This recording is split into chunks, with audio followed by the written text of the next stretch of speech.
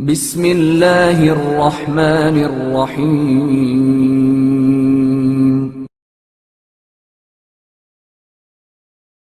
روزوں کے لیے ماہ رمضان کا ہی انتخاب کیوں؟ خداوند تبارک و تعالی نے ماہ مبارک رمضان کو روزہ رکھنے کے لیے اس لیے چنا کہ اس مہینے کو دوسرے تمام مہینوں پر شرافت، برتری اور فضیلت حاصل ہے۔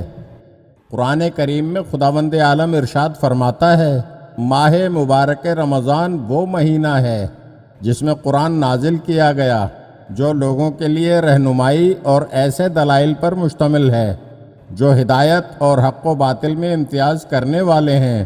فقط یہی نہیں کہ قرآن اس مہینے میں نازل ہوا، بلکہ تمام آسمانی کتابیں بھی اسی مہینے میں اتاری گئی ہیں۔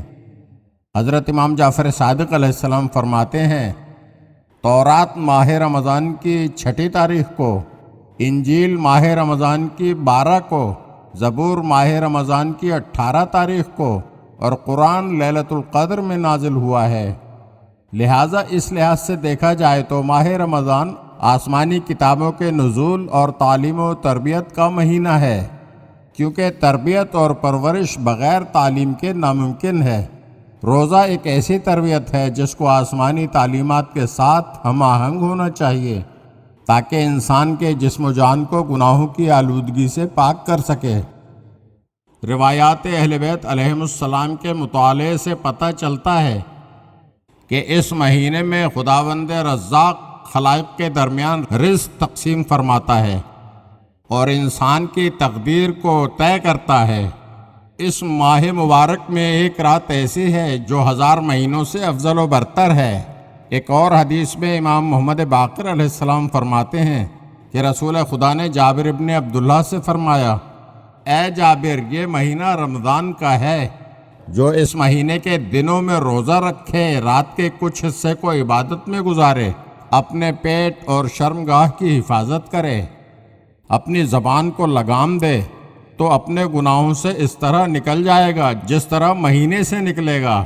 پس جابر نے عرض کیا، یا رسول اللہ، کتنی اچھی حدیث ہے۔ تو حضرت صلی اللہ علیہ وآلہ وسلم نے فرمایا، ہاں جابر، مگر کتنے سخت شرائط ہیں۔ ایک اور حدیث میں امام علی ابن موسیٰ رضا علیہ السلام فرماتے ہیں، اگر کوئی پوچھے کہ روزہ صرف رمضان میں کیوں رکھا جاتا ہے اور دوسرے مہینوں میں کیوں نہیں، تو جواب یہ ہے کہ رمضان کا مہینہ وہ مہینہ ہے جس میں اللہ تعالیٰ نے قرآن کو نازل فرمایا اور اس قرآن میں حق و باطل کے درمیان فرق ڈالا، جیسا کہ خداوند عالم فرماتا ہے، ماہ مبارک رمضان وہ مہینہ ہے جس میں قرآن نازل کیا گیا، جو لوگوں کے لیے ہدایت ہے اور ایسے دلائل پر مشتمل ہے جو ہدایت اور حق و باطل میں امتیاز کرنے والے ہیں۔ اسی مبارک مہینے میں پیغمبر اکرم صلی اللہ علیہ وآلہ وسلم پر وحی کا آغاز ہوا۔ اسی مہینے میں شب قدر ہے جو 1000 مہینوں سے افضل ہے۔ اس رات میں ہر حکیمانہ امر کی تفصیل واضح کی جاتی ہے اور یہ سارے سال کا سرمایہ ہے۔ رمضان المبارک وہ مہینہ ہے جس کی ایک رات میں آئندہ کی تقدیر لکھی جاتی ہے۔ نیکی، بدی، فائدہ، نقصان، زندگی، موت اور تمام مسائل کے بارے میں فیصلہ ہوتا ہے۔ یہی وجہ ہے کہ اس رات کو لیلۃ القدر کہتے ہیں۔